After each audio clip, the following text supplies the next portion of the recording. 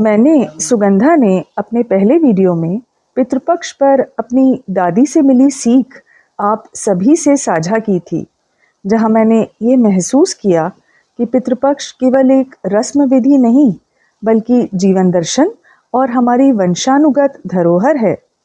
मैं सुगंधा ये समझी कि श्राद्ध पक्ष केवल पितरों को अर्पण नहीं है बल्कि यह आत्मा और वंश की निरंतरता की शिक्षा है। जैसे जैसे समय आगे बढ़ा, मेरे अंतर्मन के द्वंद्व भी खड़े होते चले गए। मुझे ये लगता है कि हम पूर्वजों को प्रसन्न करने के लिए श्रद्धा और आशीर्वाद से जुड़ते हैं, और दूसरी ओर सामाजिक परिप्रेक्ष्य में देखें तो लोग इस 16 दिन के काल को कड़े दिन कहते हैं या इन दिनों को शुभ नहीं मानते। क्यों हिंदू धर्म में श्राद्ध को इतना अनिवार्य माना गया है?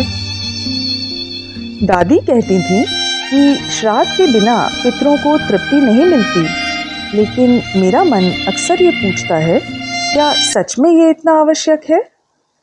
जब मैंने हिंदू सनातन धर्म को पढ़ा तो मैं समझी कि हमारे जीवन में जो भी कुछ है, हमारा शरीर, संरचना, धन, बुद्धि, वंश, ये सब हमारे पितरों की ही देन है। इसे वैज्ञानिक आधार भी मिलता है जिसे हम जीन्स कहते हैं। श्राद्ध का अर्थ होता है श्रद्धा से किया गया कार्य, और ये अनिवार्य इसलिए भी है क्योंकि ये हमें हमारी जड़ों से जोड़ता है और ये एहसास दिलाता है कि जीवन अस्थायी है। चूँकि इसे पूर्वजों की आत्मा की शांति और उनके आशीर्वाद से जोड़ा गया है, इसलिए हिंदू धर्म में ये विश्वास है कि परिवार में सुख, समृद्धि और शांति रहेगी यदि हमारे पूर्वज तृप्त होंगे। पर फिर समाज हमें ये कहता है कि इन दिनों में शुभ कार्य नहीं करो। क्या वास्तव में हमारे पूर्वज हमें रोकेंगे? इन प्रश्नों ने मुझे बहुत झकझोरा। जब मेरी दादी ने मुझे पितृपक्ष और श्राद्ध की कहानियाँ सुनाई थीं, तो मेरे मन में एक अलग ही दुनिया बस गई इस विषय को लेकर। जब हम ये मानते हैं कि हमारा सब कुछ केवल आत्मा को छोड़कर हमारी वंश परंपरा से आया है, ये पितृपक्ष इतना पवित्र है, तो फिर क्यों ये दिन अच्छे नहीं माने जाते? इस समय को शुभ काम ना करो, खरीदारी मत करो, पितृ नाराज हो जाएंगे, हमें कोई नया कार्य शुरू नहीं करना चाहिए। ये कैसा द्वंद्व है कि कुछ लोग इसे श्रद्धा मानते हैं और कुछ अंधविश्वास। और ये मेरा सुगंधा का प्रश्न आप सभी से है, क्या पितृ वास्तव में हमें डराते हैं जब वे पृथ्वी लोक में आते हैं? क्या ये समय भय का है या कृतज्ञता का? इस विषय में बहुत गहराई है। मैं समझ नहीं पाती कि ये समय प्रेम, स्मरण, आदर सम्मान का है या निषेध का। फिर मैंने इसको पढ़ा और समझा। इसके कई कारण हैं। पारंपरिक रीति रिवाज में पितृपक्ष को सामूहिक और व्यक्तिगत स्मरण का काल बताया गया है। इसलिए कई संस्कार, विवाह, गृह प्रवेश, उत्सव इत्यादि को शुभ नहीं माना जाता, ताकि श्रद्धा काल की गंभीरता बनी रहे। इसे अशुभ कहना दरअसल श्रद्धा विहीन उत्सव या धूमधाम पर रोक का सांस्कृतिक सूत्रीकृत रूप है। इसका एक मनोसामाजिक कारण भी मुझे ज्ञात हुआ। किसी धर्म में या समाज में किसी अवधि को यदि स्मरण, अर्पण, तर्पण का काल घोषित कर दिया जाता है, तो फिर मैं और आप पूरा प्रयास करेंगे ना कि उसकी मर्यादा और गंभीरता बनी रहे। यह एक हमारे जीवन की व्यवहारिक भाषा है, तर्क है, एक सिग्नल जो समाज हमें देता है। रुक कर सोचो, याद करो, दान पुण्य करो। इसीलिए नया काम वर्जित है, शुभ कार्य, खरीदारी, नवीन वस्तुओं का उपयोग नहीं करना चाहिए जैसी सलाहें हमें समय समय पर मिलती रहीं। धीरे धीरे जब सिविलाइजेशन बढ़ा और सामाजिक दायरे का विस्तार हुआ, तो अंधविश्वास और भूत प्रेत संबंधी मान्यताएं प्रचलित होती चली गईं। लोक विश्वास और स्थानीय मान्यताएं पितृपक्ष को भूत प्रेत और भटकती आत्माओं से जोड़ने लगी। उदाहरण के लिए, जहाँ असमान मृत्यु हुई हो या हिंसक घटना हुई हो, यही कारण है लोग इस काल में शुभ कार्यों से परहेज करते हैं और पितृदोष निवारण पूजा भी कराते हैं। हमारे पूर्वज हम पर बुरा असर डालेंगे या हमारे पूर्वज नाराज होंगे, ऐसा कहीं कोई वर्णन शास्त्रों में उल्लेखित नहीं है। बस लोक व्यवहार की भाषा ने, परंपरा ने इसे सावधानी के रूप में स्थापित कर दिया है। आधुनिक समझ यही है कि पितृपक्ष स्मरण वृत्ति की वेला है, जो परिवार को ठहराव का अवसर देती है। जब मैंने सुगंधा ने इस पर लिटरेचर सर्च किया, तो ऐसा कोई शास्त्रीय प्रमाण मुझे नहीं मिला कि कहीं किसी स्वामी या गुरु ने कहा हो कि श्राद्ध समय पर नया कार्य करो तो पितृ जो हैं वो नाराज होंगे। मुझे सही भी लगता है कि जब ये पक्ष ध्यान और साधना का समय है, तो भौतिकता से दूरी बना लेने में क्या मुश्किल हो सकती है। जब उत्सव को हम शुभ कार्यों का प्रतीक मानते हैं, तो श्राद्ध को आत्मचिंतन का समय क्यों नहीं मान सकते। कहा गया है, श्राद्धेन पितरः तृप्यन्ति देवाः तृप्यन्ति। यह तो आत्मा और वंश को जोड़ने की साधना है। इस अत्यंत महत्वपूर्ण विषय पर धीरे धीरे मेरी खोज और बढ़ती गई। साथ ही मन के प्रश्नों के उत्तर भी मैं ढूंढने लगी, जैसे कि श्राद्ध का वास्तविक अर्थ क्या होता है, इसकी विधि क्या होती है, पिंडदान क्या होता है, इसे क्यों किया जाता है, गया जी को ही ये कार्य करने की प्रमुखता क्यों दी गई है। इन सभी प्रश्नों के उत्तर मैंने शास्त्रों में, पुराणों में एवं तीर्थ परंपराओं के आलोक में ढूंढने की कोशिश करी। मेरी दादी द्वारा मुझे सुनाई गई कर्ण की कथा, जो मैंने आप सभी के साथ अपने पहले वीडियो में शेयर करी थी, पितृपक्ष का उद्गम उसी कर्ण की कथा से भी जोड़ा जाता है। सर्वप्रथम श्राद्ध की शुरुआत स्वयं भगवान ब्रह्मा ने की थी। उन्होंने ही पहले इसकी विधि बनाई और नारद को बताया। गरुड़ पुराण में स्पष्ट उल्लेख है कि पितरों का श्राद्ध सबसे पहले यमराज ने किया, क्योंकि वे पितरों के अधिपति हैं। गरुड़ पुराण पूर्व खंड अध्याय 10 के आसपास ये स्पष्ट लिखा है कि श्राद्ध करने से पितृ, देवता और समस्त भूत प्रेत तृप्त होते हैं। मनुस्मृति अध्याय 3 श्लोक 82 के आसपास ये श्लोक, यत् पिंडोदकदानम तु श्राद्धे कृतं शेषतः तत्पितॄणां सदा तृप्तये स्वर्गलोक निवासिनाम, अर्थात कि पिंडदान और जलदान पितरों को निरंतर तृप्ति प्रदान करता है। सनातन संस्था की लेखनी में मैंने ये पढ़ा कि श्राद्ध बेसिकली पूर्वजों का ऋण चुकाने की एक क्रिया है। हिंदू गुजराती लेखनी में ये लेख मैंने पढ़ा कि यदि कोई व्यक्ति श्राद्ध नहीं कर पाता, तो तर्पण उसका विकल्प है। श्रद्धा और मन से किया गया श्राद्ध हमें हमारे पूर्वजों से आशीर्वाद दिलवाता है और इसको पूर्ण करने के लिए एक सांस्कृतिक धार्मिक माध्यम है पितृपक्ष। इसका दूसरा पहलू है स्वयं को सुख और मोक्ष की प्राप्ति देना। साथ ही साथ पारिवारिक एकजुटता बनाने में भी ये एक महत्वपूर्ण क्रिया है। जैसे जैसे मेरी समझ का विस्तार हुआ, मैंने सुगंधा ने ये पाया कि हमारे परिवारों में पितृपक्ष, श्राद्ध जैसे विषयों पर चर्चा हमेशा हमारे परिवारजन टाल देते थे। विशेषकर बच्चों को मृत्यु, परलोक और श्राद्ध जैसे विषयों पर बातचीत से भी बिल्कुल दूर रखा जाता था। कभी कभी मैंने ये पाया कि परिवार में ये पता ही नहीं होता था कि पूर्वजों ने श्राद्ध किया है या नहीं। मेरे मन में भी ये सवाल उठा कि श्राद्ध केवल पुत्र या पौत्र ही क्यों करते हैं। यदि आपको फैमिली ट्री या लीनिएज के बारे में पता ना हो, तो फिर कैसे श्राद्ध किया जाता है? क्या इसको करने के लिए विशेष सामग्री लगती है? ये प्रश्न अपनी मम्मी से मैंने पूछा, तो उन्होंने बताया कि भले पहले किसी ने किया हो या नहीं, श्राद्ध वंश के प्रतिनिधि पुत्र या पौत्र या वंशज द्वारा ही किया जाता है। गरुड़ पुराण में कहा गया है, यदि वंशज श्रद्धा से कर्म करें तो पितृलोक में बैठे सभी पूर्वज प्रसन्न होते हैं। ज्ञात अज्ञात नाम गुच्छ पूर्व जगन, अर्थात चाहे फैमिली ट्री की जानकारी नहीं भी हो, नाम पता नहीं हो, तो भी ये अर्पण सभी पितरों तक पहुंचता है और शांति एवं मोक्ष का फल देता है। फिर मैंने मम्मी से पूछा कि बेटियां श्राद्ध कर सकती हैं क्या?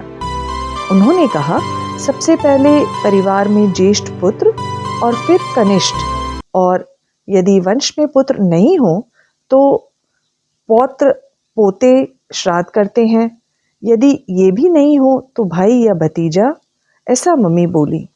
रही बात बेटियों की, तो मामा बोली कि बेटियां अपने पति की अनुमति से ही श्राद्ध कर सकती हैं। हमारे हिंदू माइथोलॉजी में ऋग्वेद, अथर्ववेद, गरुड़ पुराण, विष्णु पुराण और महाभारत में श्राद्ध की विधि, पितरों को जल तर्पण करने के मंत्र, पिंडदान की महिमा इत्यादि बताई गई है।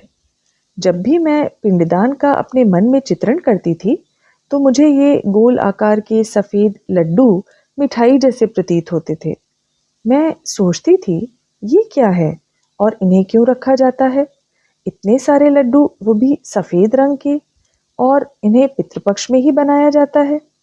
बाद में मुझे समझ आया कि मैं इनका सरल रूप देखती आई थी, पर पिंडदान का तो बहुत गहरा धार्मिक अर्थ है। शास्त्रों में पिंड का अर्थ होता है गोल आकार में बना अर्पण, जिसे चावल, घी, जौ, तिल और शहद से बनाया जाता है। ये मानव शरीर का सांकेतिक रूप है। जब हम इसे पितरों को अर्पण करते हैं तो हम उनको नवीन शरीर और ऊर्जा प्रदान कर रहे होते हैं। कितनी गहरी है ना ये पिंड और पिंडदान की अवधारणा, जो मेरे भोले बाल मन को सफ़ेद लड्डू जैसा लगा। वहीं समझ आया कि इसका महत्व केवल अन्नदान नहीं, अपितु हमारी श्रद्धा और पितरों की तृप्ति से जुड़ा है। सर्वप्रथम इसका उल्लेख रामायण के अयोध्या कांड में मिलता है। जब राजा दशरथ का देहांत हुआ, तब प्रभु श्री राम, भरत, लक्ष्मण और शत्रुघ्न ने मिलकर श्राद्ध एवं पिंडदान किया। तिल, जल और अन्न से बनाए पिंड अर्पित किए। हम सब ने सुना है कि गया जी बिहार को पिंडदान का सबसे प्रमुख स्थान माना जाता है। इसका कारण ये है कि गया जी में स्वयं भगवान विष्णु ने गया असुर के वध के बाद वहाँ पिंडदान का विधान स्थापित किया था। मैं सुगंधा जब भी पिंडदान के पीछे का ये जीवन दर्शन समझती हूँ तो मेरी दादी के वो शब्द मुझे याद आते हैं, गुड़िया, ये श्राद्ध जीवन का ऋण चुकाने का एक अवसर होता है जो हम सभी मनुष्यों को मिलता है। सचमुच बहुत पवित्र होता है ये पितृपक्ष, हमारे जीवन की सबसे बड़ी धरोहर। जीवन के चक्र में आगे बढ़ते हुए मेरे मन में प्रश्नों की झड़ी सी लग गई। मैंने पढ़ा, ढूंढा कि काशी, प्रयागराज, कुरुक्षेत्र, उज्जैन जैसे स्थल भी हमारे धर्म के महान तीर्थ हैं। फिर क्यों श्राद्ध के लिए केवल गया जी को ही प्रमुखता दी गई? तब फाल्गु नदी, सीता माता और श्राप की कथा ने मुझे मेरे प्रश्न का उत्तर दिया। फाल्गु नदी एक प्रसिद्ध कथा रामायण से जुड़ी हुई है। जब महाराज दशरथ का देहांत हुआ तो भगवान राम, लक्ष्मण और सीता माता अपने पितृगणों के श्राद्ध के लिए गया जी पहुँचे। वहाँ भगवान राम और लक्ष्मण पिंडदान की विधि करने के समय जल लेने चले गए। सीता माता ने सोचा कि पितरों का विलंब क्यों हो, मैं स्वयं ही पिंडदान कर देती हूँ।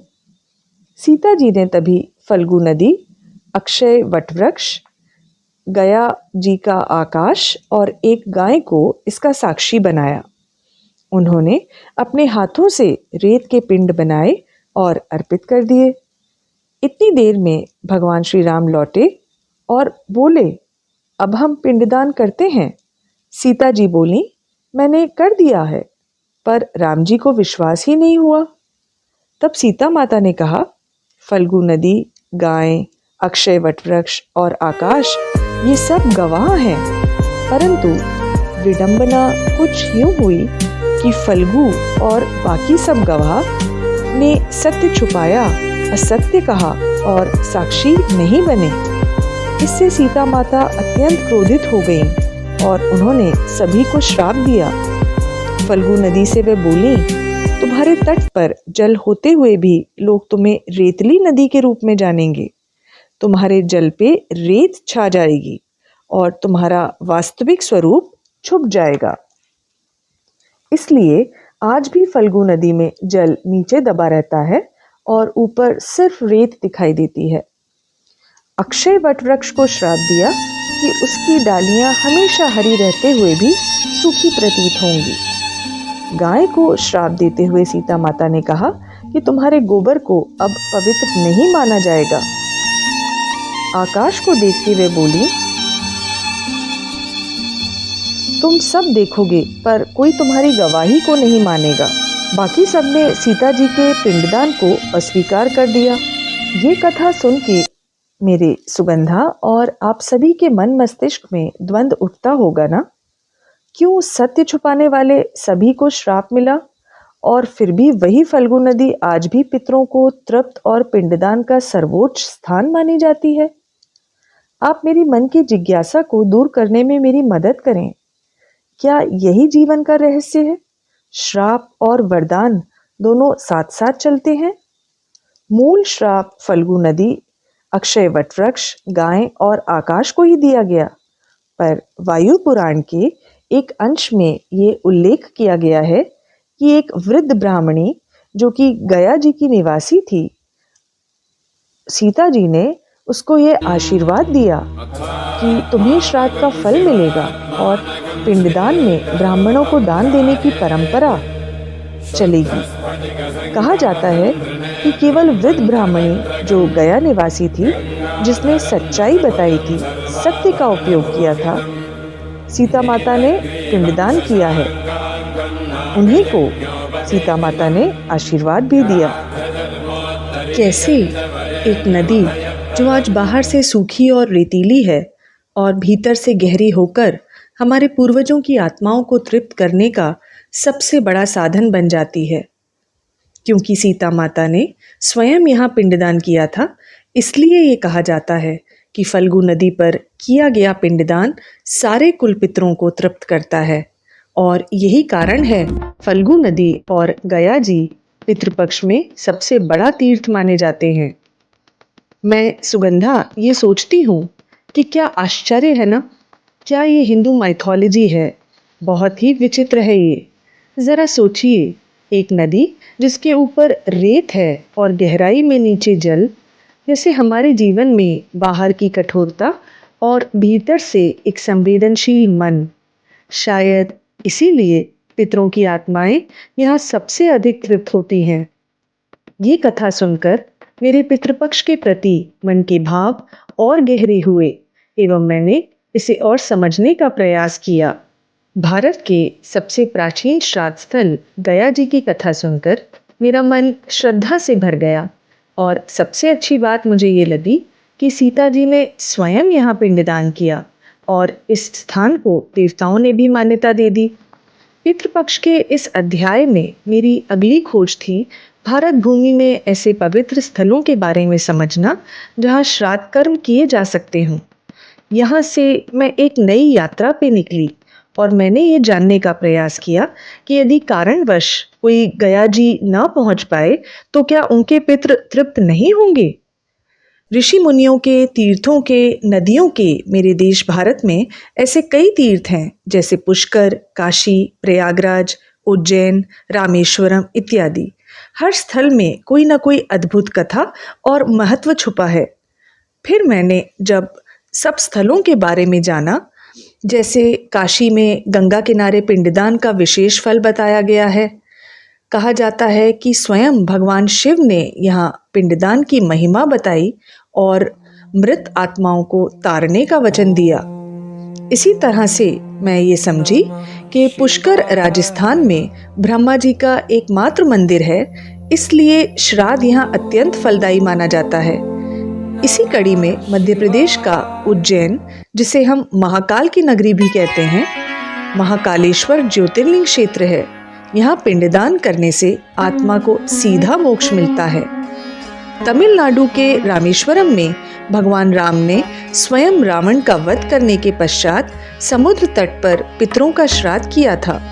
ऐसी मान्यता है कि गंगा सागर, जो कि पश्चिम बंगाल में है, गंगा और सागर के संगम पर श्राद्ध करने से अनेक जन्मों का ऋण उतरता है। इन तीर्थ स्थलों के शास्त्रों में वर्णित महत्व को जब मैंने जाना, तब एक नई जिज्ञासा मेरे मन में जन्मी। क्या इन स्थलों का वर्णन केवल इसलिए किया गया कि मनुष्य अपने निकटतम स्थान पर जाकर श्राद्ध कर सके, या फिर वास्तव में प्रत्येक स्थल की अपनी विशिष्ट आध्यात्मिक महत्ता है? ये विचार मेरे मन में गहरा बैठ गया, क्योंकि यदि केवल सुविधा का प्रश्न होता तो कहीं भी किया गया श्राद्ध सामान्य माना जा सकता था। परंतु शास्त्रों में काशी, प्रयागराज, पुष्कर, रामेश्वरम, हरिद्वार आदि स्थलों का विशेष उल्लेख होना ये दर्शाता है कि इन स्थानों से जुड़ी कथाएं एवं पौराणिक प्रसंग इन्हें अद्वितीय बनाते हैं। मानो हर स्थल अपने भीतर एक अलग ही आशीर्वाद लिए छुपा हो। इसी क्रम में मेरा सुगंधा का ध्यान विधि विधान की ओर भी गया। जब मैंने इसको भीतर तक जाके पढ़ा, समझा, तो मुझे ये स्मरण हुआ कि पितृपक्ष के दौरान आम घरों में कैसा दृश्य होता है। परिवारजन पंडित जी से पूछ लेते हैं कि क्या सामग्री लगेगी और ये जुटा दी जाती है। कभी ऐसा नहीं होता कि हमने ठहर कर सोचा हो, जिज्ञासापूर्ण सोचा हो कि आखिर इस सामग्री का अर्थ क्या है, हर वस्तु का क्या कोई महत्व है, तो क्यों है, इस अनुष्ठान के पीछे का गूढ़ रहस्य क्या है। न कभी परिवार में इस पर चर्चा होती है, न ही करने वालों ने गहराई से इस पर मनन किया है। मानो हम केवल परंपरा निभा रहे हों, पर उसकी आत्मा को समझे बिना। पितृपक्ष की इस परंपरा में हर एक उपयुक्त सामग्री का अपना अलग महत्व है। जैसे पवित्र जल, जीवन के मूल तत्व जिससे तर्पण किया जाता है, इससे पितरों को शांति मिलती है। कुश या दर्भा या कुशा एक पवित्र घास है। इसको देवताओं की आसंदी एवं पवित्रता का प्रतीक माना गया है। हर विधि कुशा के बिना अधूरी है। पितृपक्ष में जब भी श्राद्ध, तर्पण या पिंडदान जैसे अनुष्ठान होते हैं तो एक नाम सबसे ज़्यादा लिया जाता है। ये है कुश घास। साधारण सी दिखने वाली ये घास धार्मिक कार्यों में इतनी महत्वपूर्ण मानी गई है। इसके पीछे न केवल वैज्ञानिक कारण है, बल्कि पुराणों में भी इसका गहरा इतिहास छुपा है। आइए समझते हैं कि इस घास का जन्म कैसे हुआ और पितृपक्ष में इसका उपयोग इतना अनिवार्य क्यों है। पौराणिक कथाओं के अनुसार कुश का जन्म भगवान विष्णु के वराह अवतार से हुआ था। जब भगवान विष्णु ने वराह रूप धारण कर हिरण्याक्ष का वध किया था और पृथ्वी को समुद्र से बाहर निकाला, तब उनके शरीर से जो रोए, जो बाल गिरे, वे ही धरती पर कुश घास के रूप में उत्पन्न हुए। इसी कारण से इसे विष्णु रोम भी कहा जाता है। इस कथा के कारण इसे अत्यंत पवित्र और दैवीय माना गया है। एक और मान्यता है, जब भगवान शिव असुरों का संहार कर रहे थे, तब उनके शरीर से निकले पसीने की बूंदों से कुश का जन्म हुआ। इन दोनों ही कथाओं से ये स्पष्ट होता है कि कुश का संबंध किसी साधारण वस्तु से नहीं, अपितु स्वयं देवताओं से है, और यही कारण है कि इसे इतना पवित्र माना जाता है। जब हम अपने पितरों का श्राद्ध करते हैं तो कुश का उपयोग कई कारणों से अनिवार्य माना गया है।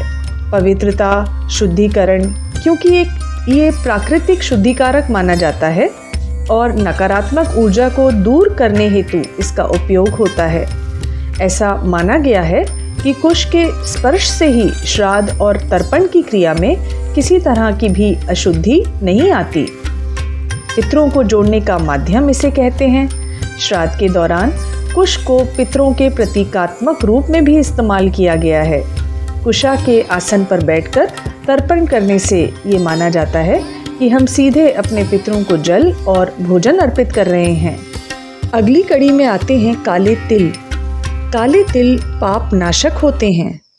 इसके बाद पिंड, ये तो जीवन का प्रतीक है, शरीर और आत्मा का संगम।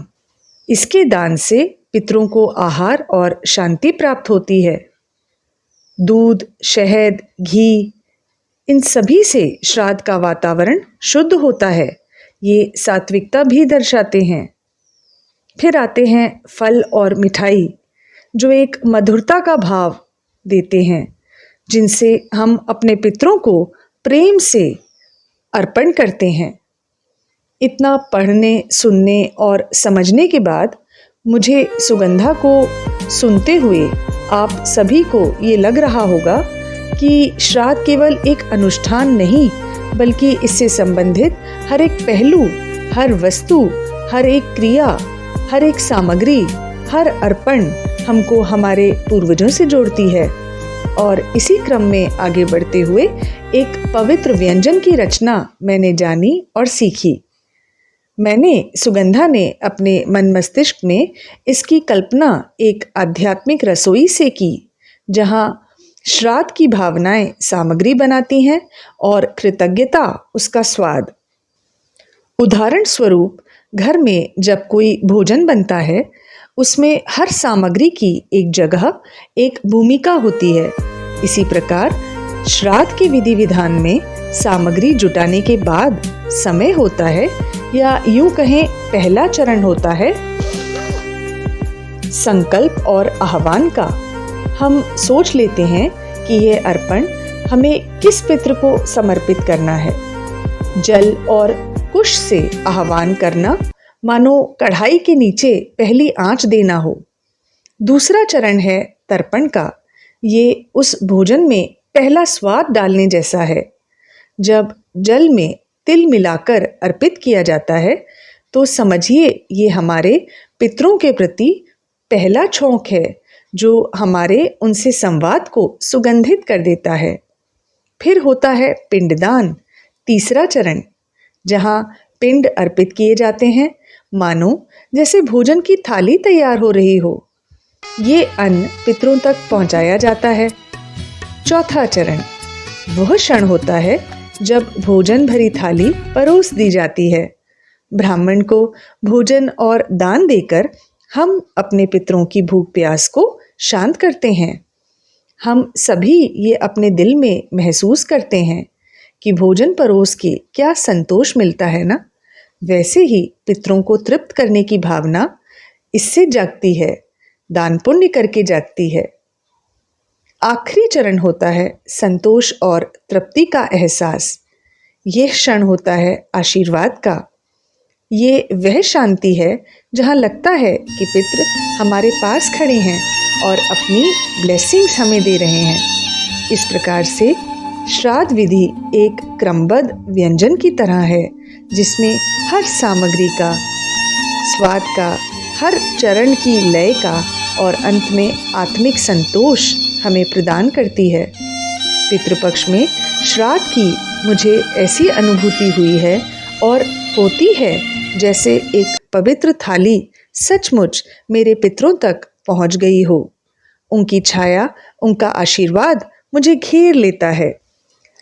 अंत में मैं पितृपक्ष की इस यात्रा को विराम दूंगी और ये कहूँगी कि इसका हर पहलू, हर एक विधि हमें ये सिखाती है कि जीवन केवल वर्तमान तक सीमित नहीं, बल्कि अतीत और भविष्य से जुड़ा एक अनंत प्रवाह है। मैं सुगंधा इस यात्रा से यही सीख लेकर लौटती हूँ कि पितरों का स्मरण केवल श्रद्धा नहीं, बल्कि मेरे और हर इंसान के अस्तित्व की जड़ों को सींचने वाली सबसे पवित्र परंपरा है। जब तक पितृ स्मरण जीवित रहेगा, तब तक हमारी संस्कृति, हमारा अस्तित्व और हमारी पहचान अमर है। ये प्रस्तुति, ये ज्ञान और इससे संबंधित जानकारी मैंने अपने परिवारजन एवं सनातन धर्म की लाइब्रेरी संग्रह और अन्य रिसोर्सेज से प्राप्त की है। इसमें यदि कोई त्रुटि हो तो उसके लिए मैं क्षमा मांगती हूँ। पितृपक्ष पर आप अपना ज्ञान एवं उसके रेफरेंसेस मुझे अवश्य बताएं, जिससे सनातन धर्म की सुदृढ़ रूप से हम व्याख्या कर सकें, क्योंकि हमारी आने वाली पीढ़ी के लिए ये विशेष फलदायी है। अगर आप मेरे इस ज्ञान से संतुष्ट हों तो मुझे अपना स्नेह और आशीर्वाद ज़रूर दें। धन्यवाद।